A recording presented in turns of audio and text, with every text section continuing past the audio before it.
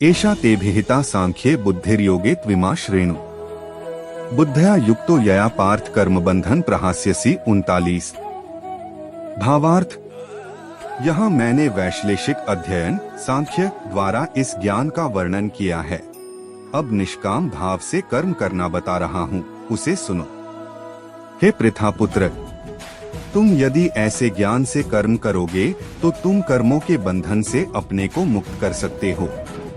तात्पर्य, वैदिक कोश निरुक्ति के अनुसार सांख्य का अर्थ है विस्तार से वस्तुओं का वर्णन करने वाला, तथा सांख्य उस दर्शन के लिए प्रयुक्त मिलता है जो आत्मा की वास्तविक प्रकृति का वर्णन करता है।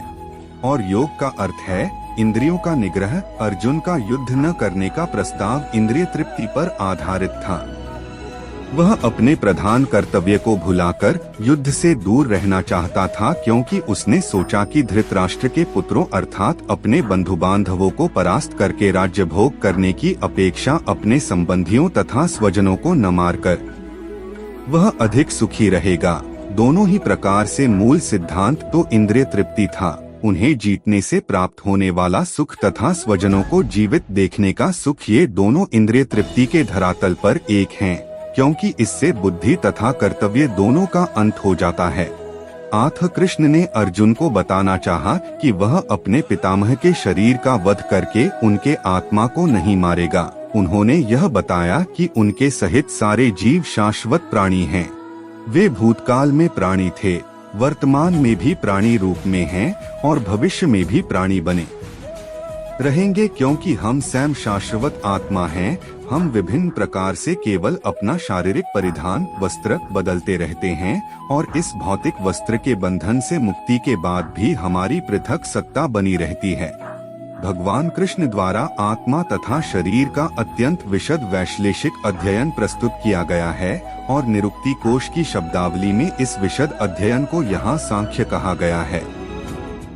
इस सांख्य का नास्तिक कपिल के सांख्य दर्शन से कोई सरोकार नहीं है। इस नास्तिक कपिल के सांख्य दर्शन से बहुत पहले भगवान कृष्ण के अवतार भगवान कपिल ने अपनी माता देवहूति के समक्ष श्रीमद् भागवत में वास्तविक सांख्य दर्शन पर प्रवचन किया था। उन्होंने स्पष्ट बताया है कि पुरुष या परमेश्वर क्रियाशील हैं और वे प्रकृति पर दृष्टिपात करके सृष्टि की उत्पत्ति करते हैं। इसको वेदों ने तथा गीता ने स्वीकार किया है। वेदों में वर्णन मिलता है कि भगवान ने प्रकृति पर दृष्टिपात किया और उसमें आणविक जीवात्माएं प्रविष्ट कर दी। ये सारे जीव भौतिक जगत में इंद्रिय तृप्ति के लिए कर्म करते रहते हैं और माया के वशीभूत होकर अपने को भोक्ता मानते रहते हैं। इस मानसिकता की चरम सीमा भगवान के साथ सायुज्य प्राप्त करना है।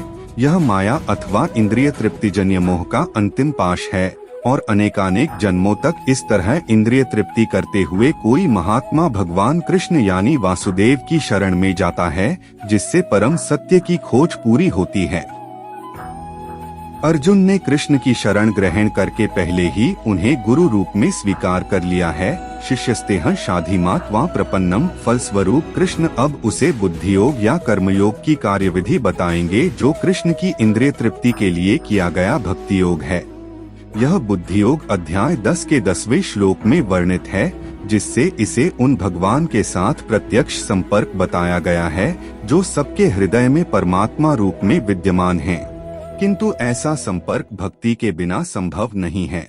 आथ जो भगवान की भक्ति या दिव्य प्रेमा भक्ति में या कृष्ण भावनामृत में स्थित होता है, वही भगवान की विशिष्ट कृपा से बुद्धियोग की यह अवस्था प्राप्त कर पाता है। आथ भगवान कहते हैं कि जो लोग दिव्य प्रेमवश भक्ति में निरंतर लगे रहते हैं, उन्हें ही वे भक्ति का विशुद्ध ज्ञान प्रदान करते हैं।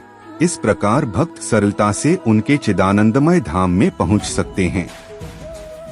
इस प्रकार इस श्लोक में वर्णित बुद्धियोग भगवान कृष्ण की भक्ति है और यहाँ पर उल्लिखित सांख्य शब्द का नास्तिक कपिल द्वारा प्रतिपादित अनीश्वरवादी सांख्य योग से कुछ भी संबंध नहीं है। आथ किसी को यह भ्रम नहीं होना चाहिए कि यहाँ पर उल्लिखित सांख्य योग का अनीश्वरवादी सांख्य से किसी प्रकार का संबंध है।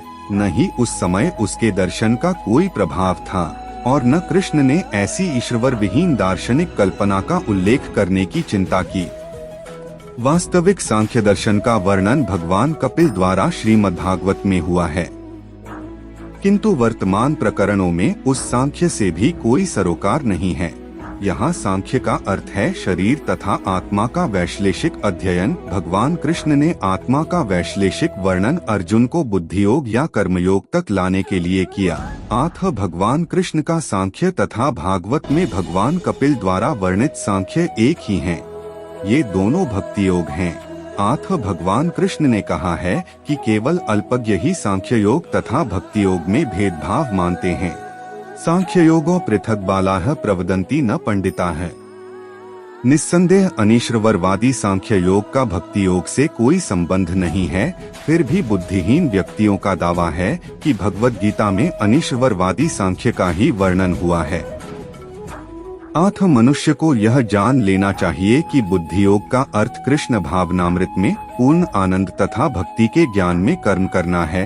जो व्यक्ति भगवान की तुष्टि के लिए कर्म करता है, चाहे वह कर्म कितना भी कठिन क्यों न हो, वह बुद्धि योग के सिद्धांत के अनुसार कार्य करता है और दिव्य आनंद का अनुभव करता है। ऐसी दिव्य व्यस्तता के कारण उसे भगवत कृपा से स्वतः संपूर्ण दिव्य ज्ञान प्राप्त हो जाता है और ज्ञान प्राप्त करने के लिए अतिरिक्त श्रम किए बिना ही उसकी पूर्ण मुक्ति हो जाती है। कृष्ण भावनामृत कर्म तथा फल प्राप्ति की इच्छा से किए गए कर्म में विशेषतया पारिवारिक या भौतिक सुख प्राप्त करने की इंद्रिय तृप्ति के लिए किए गए कर्म में प्रचुर अंतर होता है। अतः बुद्धि योग हमारे द्वारा संपन्न कार्य का दिव्य गुण है।